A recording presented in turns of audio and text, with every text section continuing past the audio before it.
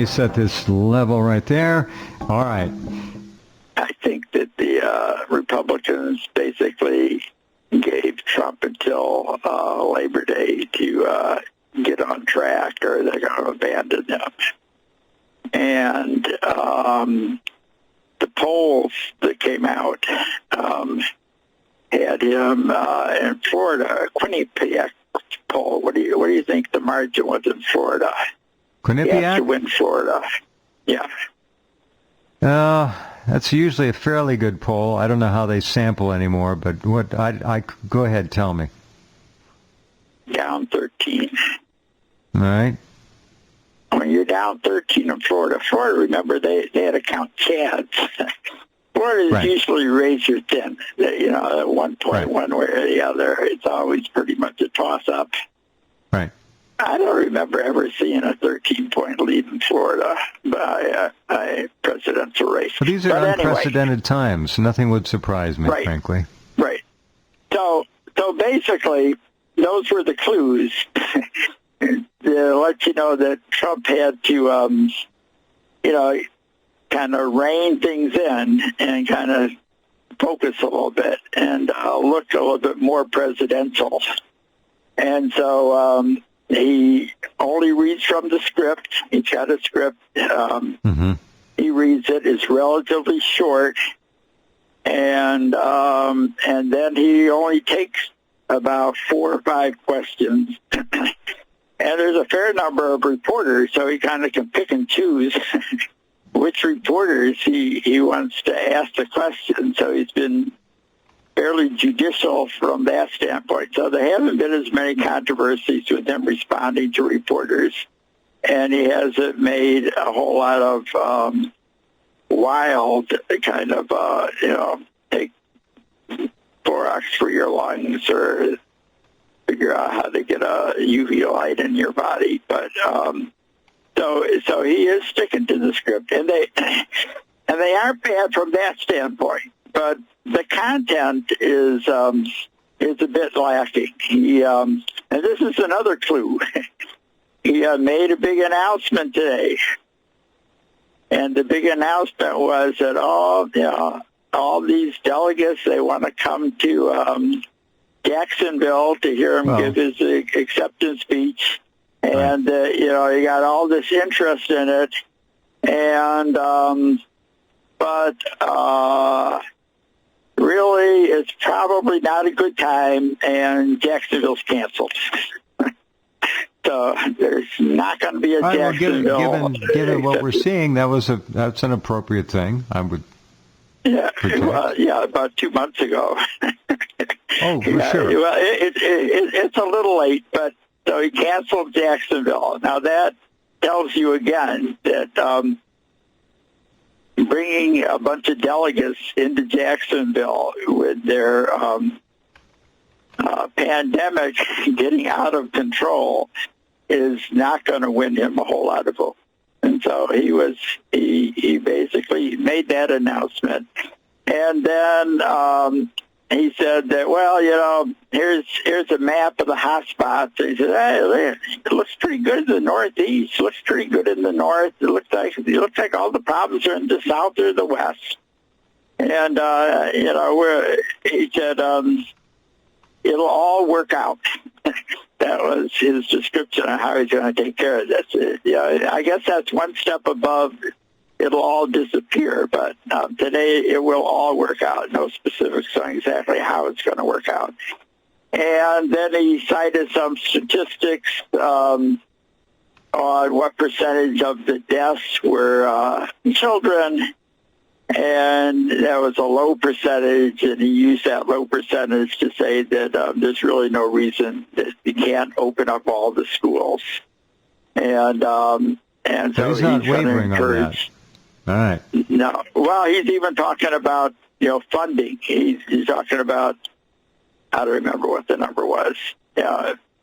Maybe it was $100 billion or some relatively large number that was going to be earmarked for schools to help them get ready for that. So he made that announcement.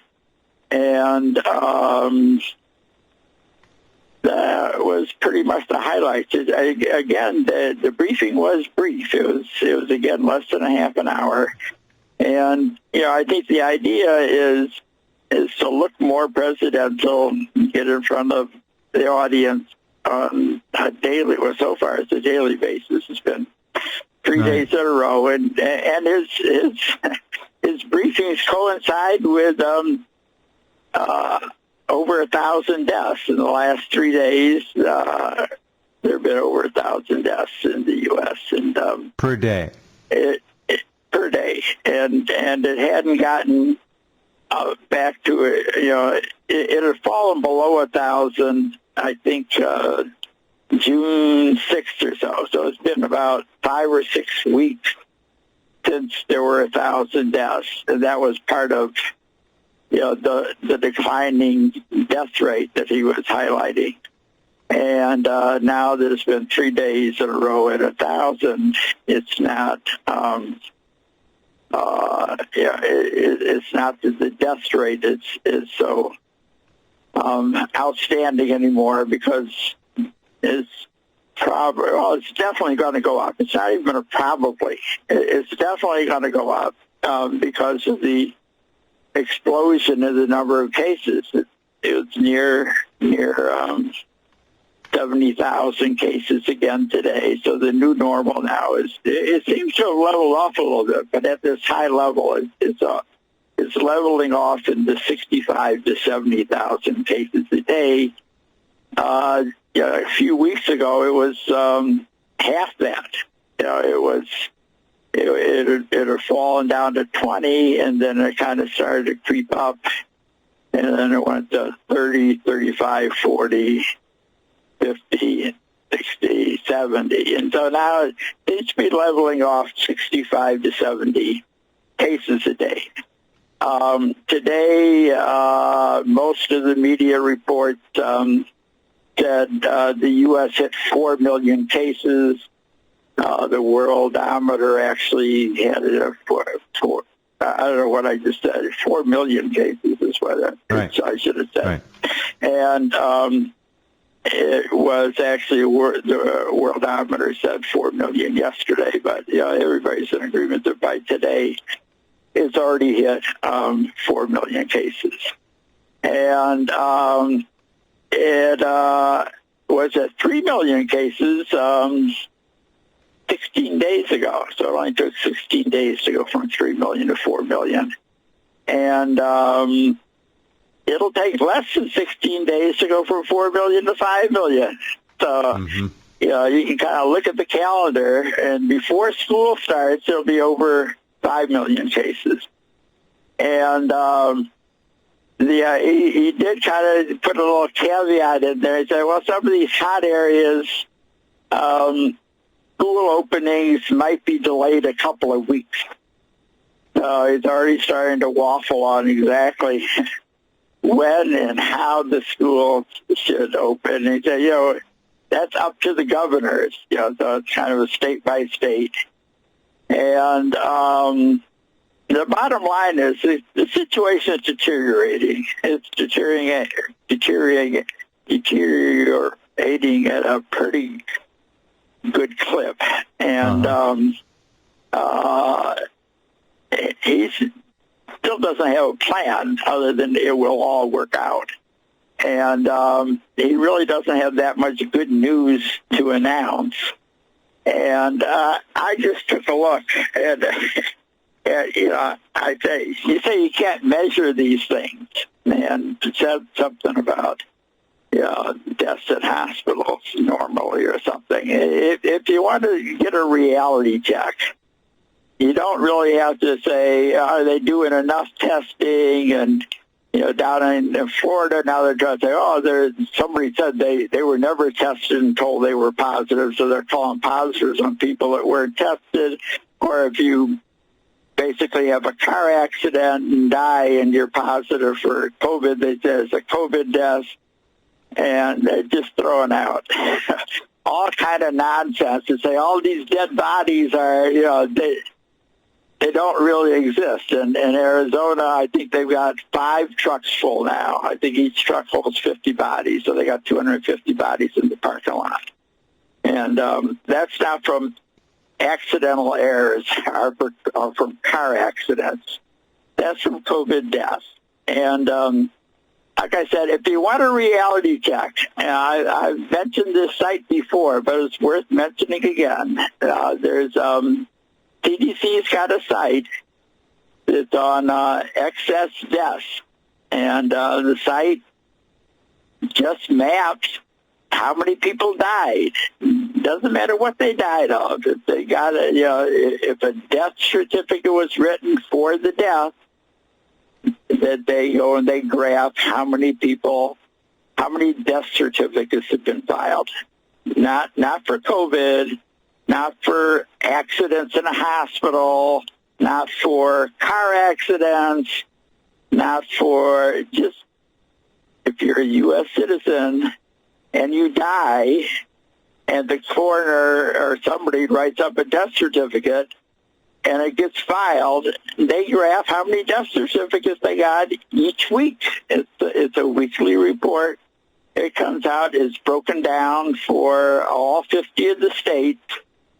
And if you want to see reality, just take a look at Arizona. I mean, Arizona, basically had a little dip, a little blip, I should say, back in January of 2018 from, bad flu. That was a bad year for flu.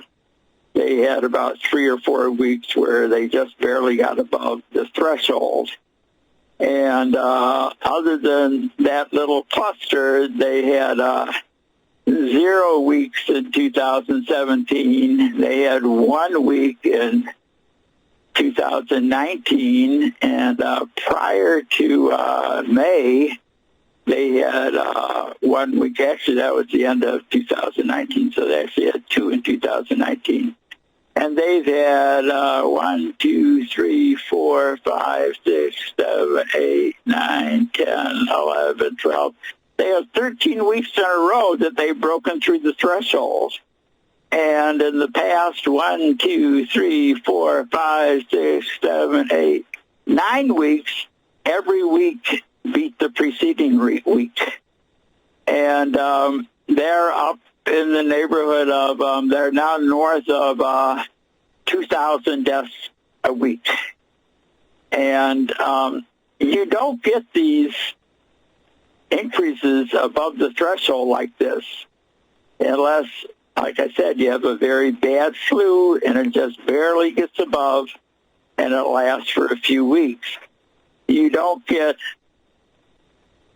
6, 8, 10 weeks in a row, and especially where it is now, where the number of dead go up every week.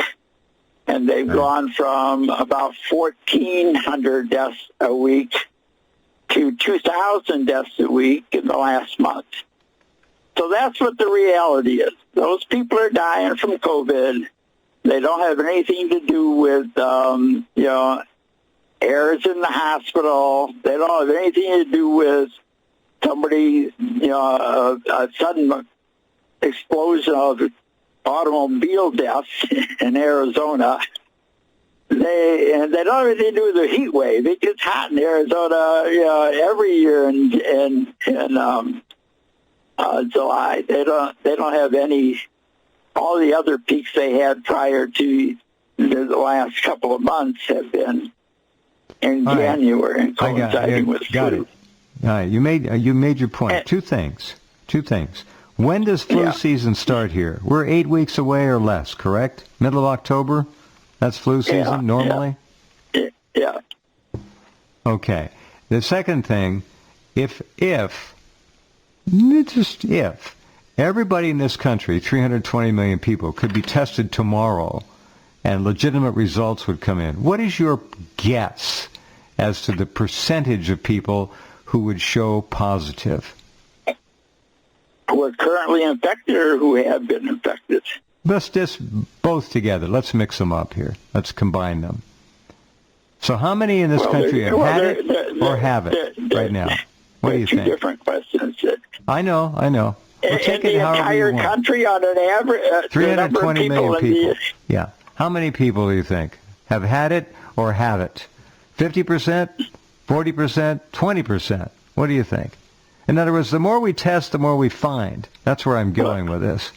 less than 10%. So less than 10. Okay. All right. Less than 10% so far. That means there's a lot of unplowed fields left for this virus to work through. As far as finding, the antibody test, as long as you have a representative population, is going to tell you, you don't have to test everybody. You just have to find out what percentage of the people. But that test already you've have said in the antibodies. past is grossly unreliable, unless it's gotten better. No, basically what it really comes down to what the percentage is in the country. If the percentage is very low, then you're going to get a fairly high false positive rate. But if the percentage is moderately high, then the test is going to be a lot more accurate. The accuracy has to do with it's going to be off by a little bit, and if there aren't any cases out there, then those positives are going to be amplified. Those positives are probably going to be false positives.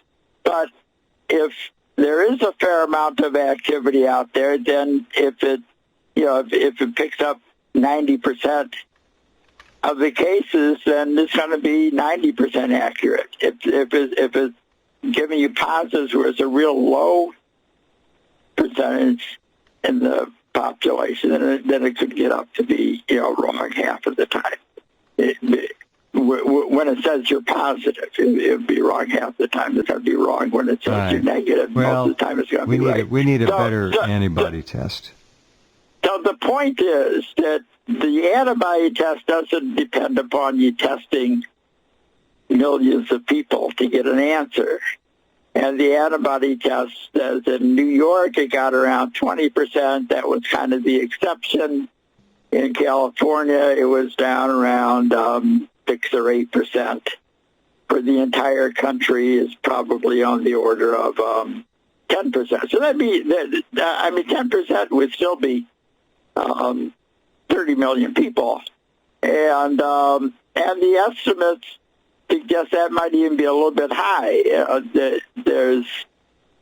The idea is that it may actually be off by a factor of 10 as far as the testing is concerned. In that case, it depends upon how much you're testing, and the CDC would like to see the positive rate to get down below 5% or so. So if you're up above 5%, then that's an indication that there's a lot of cases in your area, and you're not really testing as much as you should. You're missing a lot of cases. And then if it's in some of these hotter areas where the number's at 15 or 20 or 25%, then that means that there's a lot more cases than the number you've got that you're detecting. So, all right, well, let me just go back to what you said. And if 20%. the actual number of cases is about 10 times, what is detected. Right. Well, there have been 4 million that have been detected. I mean, some of those are the same person twice. But basically, just round numbers, there's 4 million. That means that there's maybe 40 million. So that would be a little above 10%. So 30 to 40 million is probably a good estimate. There's a lot of people out there that haven't been infected. And it's not at all clear if the being infected is going to give you long-lasting antibodies. So if you were infected 2 months ago, if you were infected 2 months ago, that may not really have a whole lot of protection, right? Right. And so the vulnerable population, whether it's know, 20 million have been infected or 40 million have been infected, or there are the mild ones, so that maybe 50 or 60 million have been infected. It doesn't mean that there's only 270 million left. It could be a lot of those 50 million can be reinfected, especially if they're the ones that were asymptomatic. So they had enough virus to detect in the test, and they might have had enough virus to infect another person, but they didn't really have enough virus to give you a strong enough immune response that's going to prevent you from getting infected 2 or 3 months later. So there's a lot of room for the virus to run, and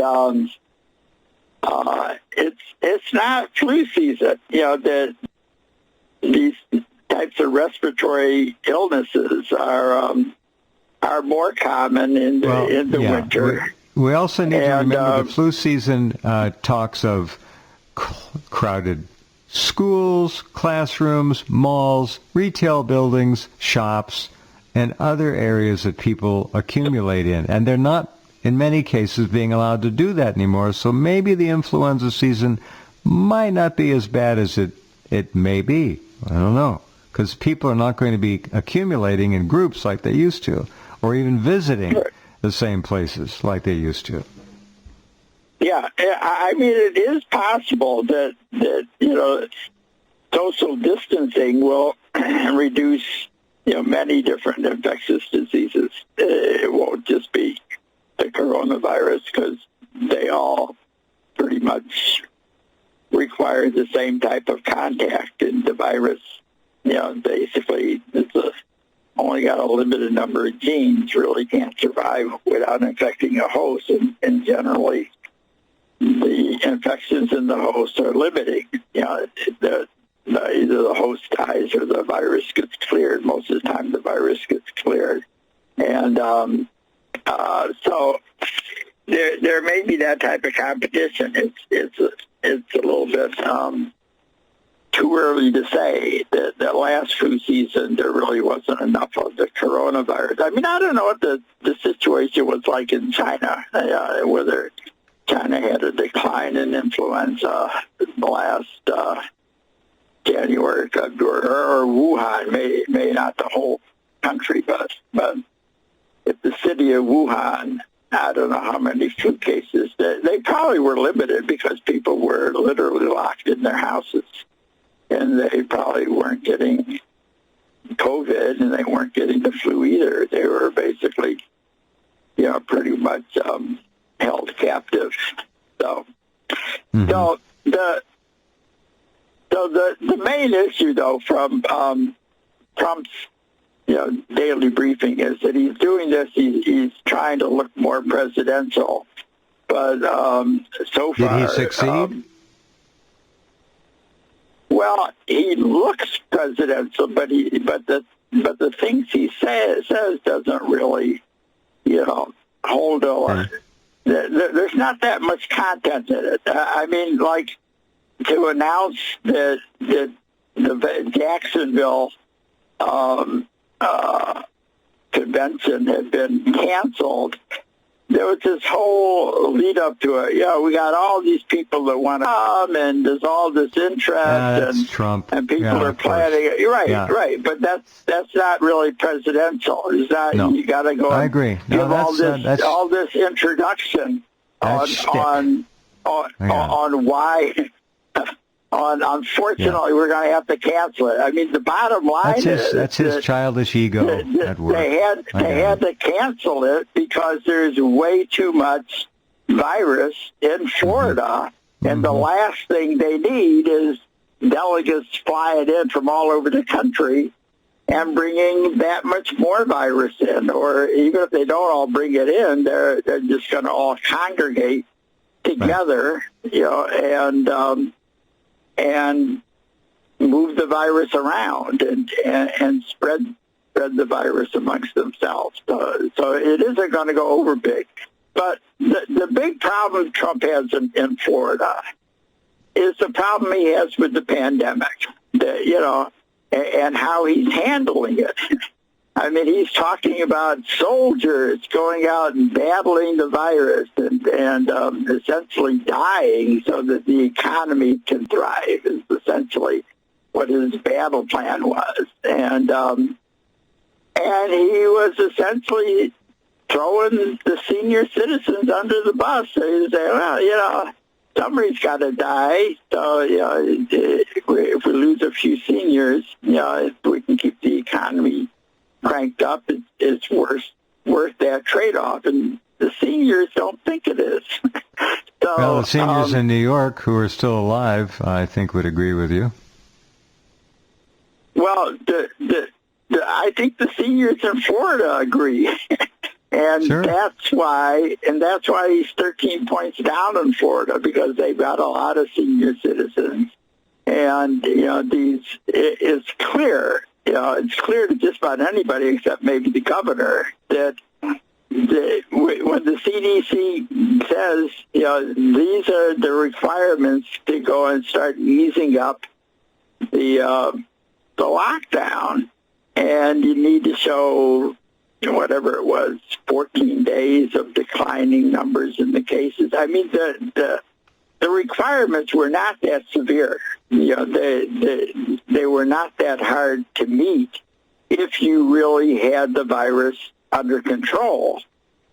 And Trump came along. I mean, he started with Arizona. That's why the Arizona is so remarkable, that he flew into Arizona to go to the Honeywell plant that was making masks, and they still had the lockdown on. He said, you don't need this lockdown. We're going to get this economy going again. You can kind of just ease things up. And the governor went ahead and did it that day. And, that was kind of the beginning of the end for Arizona. I mean, they've got rates of 25% positive there. They've got issues where they have cases that they have to fly out of state because all their hospital beds are full in state. And they've got 5 trucks with 50 bodies each sitting in the parking lot because the morgues are full and they don't have any place to put the dead bodies. And that number's going up. I mean, the whole idea that you had all these cases, but the case fatality rate was low, it was just a point in time. I mean, if you've got all these people in the hospital, there's no magical cure. There's no reason to think that all these people going in the hospital are all going to get out of the hospital. And it takes time for them to die. And so when you see all these people going into the hospital and all you're focusing on is how few had died, you're not really paying attention, because before you can say that the death rate is going down and staying down, you have to say that for some reason all of these people going into the hospital are going to get discharged. And there have been some improvements, and we kind of mentioned them before. They got an antiviral that has some benefit if they use the steroid, the dexamethasone, properly at the right time. They can kind of control the cytokine storm and get a benefit on that. They got a little bit more experience on when to put a patient on ventilators, and they should be on their stomach instead of their back, and they have these other things that they can kind of show improvements around the margin, and then they know that if they're not overwhelmed and they've got cases coming in at a slower pace, and they can spend more time in setting them up on a ventilator and fine-tuning it and, basically individualize the settings, and they can get a better result. And so they can improve on the numbers that are dying to a degree. But it's not going to be that dramatic that all of a sudden the cases going in are all going to survive. And to some extent, because it seems to one of the groups that was getting affected is young people that were going, on beach vacations, or they were going to bars. I mean, they actually had the bars open, and so they were not social distancing. They thought they were invincible, and then they started getting infected, and that in general they do better than the older population, so that if you've got a bunch of young people coming in, the number that dies from those initial cases is not going to be as high. But if you got a bunch of young people that are infected, they're going to, slowly infect their parents or grandparents, and the age is going to start going up. And then, as I mentioned, with that big resort that's got 120,000 people or something, and 50 golf courses, they're retirees, and initially the virus wasn't there. They, for some reason, thought it wasn't going to get there. They didn't have a good reason to think that, and they were wrong. It did get there. And now they're getting, double-digit numbers of cases announced every day. And these older patients are not going to fare that well. They are going to have deaths, and the death rates are going to go up. And in a few weeks, Florida is going to start looking like Arizona, where they have this big spike in cases, and is way above anything that flu does. It's not the equivalent of flu. And this is still coming in the first wave. This is still the herald wave. This isn't really the big wave. The flu pandemics in general, and most of the prior ones have been flu pandemics, kind of come in 2 or 3 waves, and there's one milder one in the spring. And so this is an unprecedented viral profile. This is unprecedented.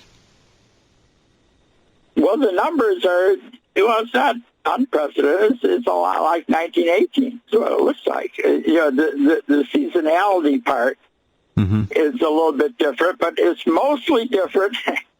Unfortunately, it's mostly different in the United States. That in Europe, it was much more traditional. They had a burst of activity. They went and had a lockdown. Well, everybody knows that the Chinese tweaked the virus and released it through its consulates all around the country, and that's why we're suffering more. Oh, please. Nobody knows. That's a joke, Henry. That's a joke. Yeah, it's a joke. I know. Well, unfortunately, I've heard it elsewhere. There's still people that think that something happened in the lab, and that it's... All right, we're talking about consulate closures now, and Pompeo talking that the Chinese people should rise up against their communist overlords. And this is all not looking good. Not looking good. Go ahead. So the point was that in these other countries, it does look a lot more like past pandemics. You get an initial wave. It doesn't go through the whole population. It's somewhat limited. They take precautions. I mean, in the past pandemics, there really hasn't been that much of a treatment. I mean, there wasn't, in 1918, they didn't even know what a flu virus looked like. They didn't really... Oh, they didn't know what a bacteria was. Until 1930. Right. Well, the viruses, they could figure out that they could filter it through smaller and smaller holes and still get the disease. So they knew it was smaller than bacteria, but they didn't really know what it was. And so there was no real treatment. Is the point.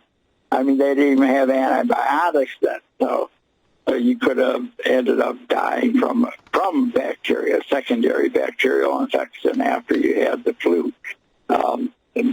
But the point is that all they could really do back then is kind of what you can do today. They may not have had the ventilators, or they might not have had as many options with breathing assistance Right. But they didn't really have anything to treat them with, and they did have masks, and they did. I don't know if they all wore them properly, but they at least made an effort with the masks, and they made an effort to kind of separate out the sick from the well population, and some of them had enough sense to know that having parades to celebrate the end of World War I wasn't necessarily a good idea, and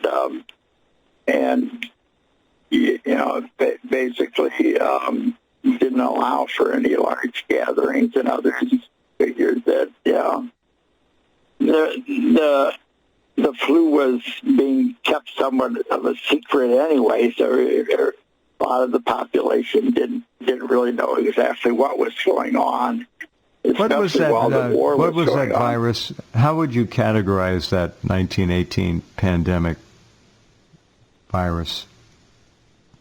Well, it was H1N1, and it was had a very high case fatality rate, and but it was part of it was associated with a traditional cytokine H1N1. storm. All right, it was traditional H1N1. Okay.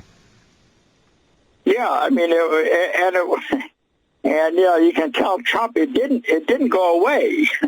I mean, the H1N1, was killing a lot of people for multiple waves. It had a very mild one in the spring of 1918. It had the worst one in the fall of 1918, and then it came back. It was around in the spring of 1919. I think it was around in the fall of 1919 also. So it had something like 4 different waves, and the later ones were not as bad as the one in the fall of 1918. Mm-hmm. And then it became more of a seasonal flu. It was still the same H1N1. It kind of evolved over the years, but it didn't go away until 1957 when it got replaced by H2N2 when it was a new pandemic. So it was a new strain, and it had jumped from birds, and it had changed its receptor binding domain so it could bind to human receptors instead of avian ones, and it created the Singapore flu, it was called. It was initially seen in Singapore in 1957. And that one didn't go away. It got replaced, too. They changed. The N2 stayed the same, but the H2 changed to H3, and then in 1968 it's called the Hong Kong flu. You had the H3N2, and then, like in 1971, H1N1 reappeared, and there's some speculation it was in somebody's freezer, and it got out and started and took off again. And we've had H1N1 and H3N2, although the H1N1 was the seasonal version, and it got replaced in 2009 by the swine flu pandemic. That was also H1N1, but it was the swine version of it. And that's what's around today. So in each of these cases, the pandemic didn't disappear. It got replaced by another version of the virus, another serotype. And that's why, Trump's expectations that this virus is going to disappear. Initially, it was going to disappear in April. Then he had some other economists making predictions and said it's going to disappear in June or something. Totally unrealistic numbers. He kind of came out with this and was essentially saying it was going to be gone in 2 weeks or something, which is a ridiculously low number, no matter what kind of assumptions he was making, and he was wrong. And then Trump, broadened it, said it's going to go away when it got hot in the summertime. And like I said, you got probably the most deadly outbreak in Arizona, where it's well above 100 degrees. And so it didn't disappear because of the heat. And it's not going to disappear. There may be enough immunity so that the getting infected won't have as severe consequences, but it's going to hang around, and when you get this much virus in the human population, and you're infecting this many people, where there's 4 million cases in the U.S., which might really be 30 or 40 million, and it's likely to go up to 1 or 200 million. And it's even though there's more in the U.S. than anywhere else, it's not that it isn't anywhere else. It's everywhere. And some places, like Brazil, they're crazy enough that they may mismanage their outbreak badly enough that they could actually catch the U.S. And we got a big lead, and I don't know, it's not really clear that anything good's going to happen in the U.S. So Brazil might not catch us, but they may, and that would just increase the amount of viruses out there. I mean, it's in Africa. It's spreading in Africa. I mean, there was some nonsense talk at the beginning about Africa having some immunity because they had something to do with malaria, and like the hydroxychloroquine. I missed that one, fortunately. Was working in Africa, and they didn't really get much of this virus because of that or something. And it's all where the virus is and how long it takes to spread, and what populations it You'll be affects. interested to know that Brazil's President Bolsonaro has tested positive a third time now. Well, I don't think you can be infected that many times in this shorter period. Well, it's the same infection. Right. He was out on his motorcycle today, so... Right, but what I'm saying is that, calling it multiple infections is No, they just tested 3 times positively, same infection. That's the way I read it. Yeah. So, I know, and they'll keep ignoring it and downplaying it, and it'll probably end up getting worse. So that's that's the thing about the virus. It's not a coincidence that the 4 countries with the highest number of cases is the U.S., Brazil, Russia, and India, and all of them are headed up by a dictator, essentially, that thinks they can just talk the virus down.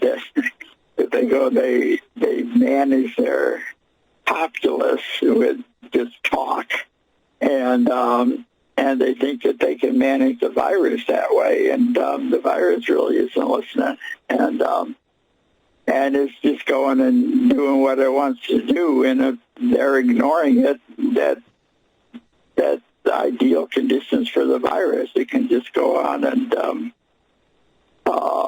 spread among the population. Then when you politicize it like it is in the U.S., and you have all these issues about why you shouldn't wear a mask, and you have others that say, it's not a big deal. In Brazil, he calls it the little flu, and the U.S. saying it's no different than the flu. Trump says it's got 100 different names, and he calls it the Kung flu, and he used to call Wuhan it the China.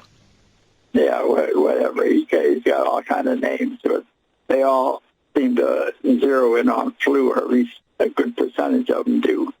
And and it's just not true. And that's what the problem is that the U.S. hasn't got the virus under control. They kind of stand out among the various countries in the world. They come up with these stories trying to say that the virus is coming in from Mexico, and A, Mexico's got a different lineage, and B,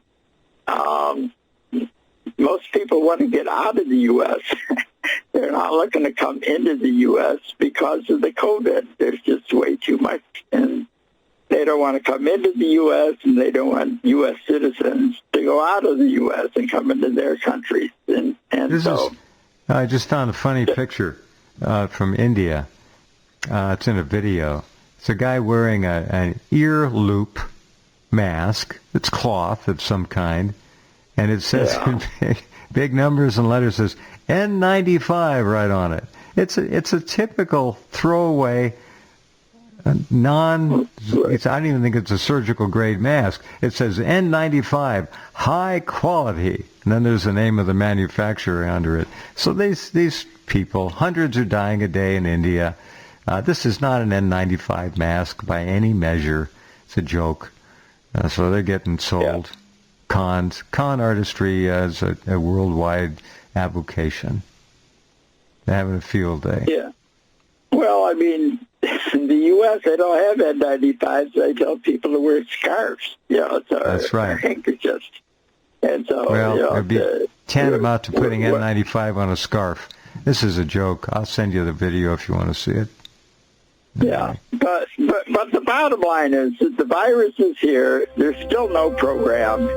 There's still opposition. I'm reading now. There's demonstrations not to remove the lockdowns, but to not make masks mandatory or not required. Oh, really? To Keep go the lockdown, but no mask mandate.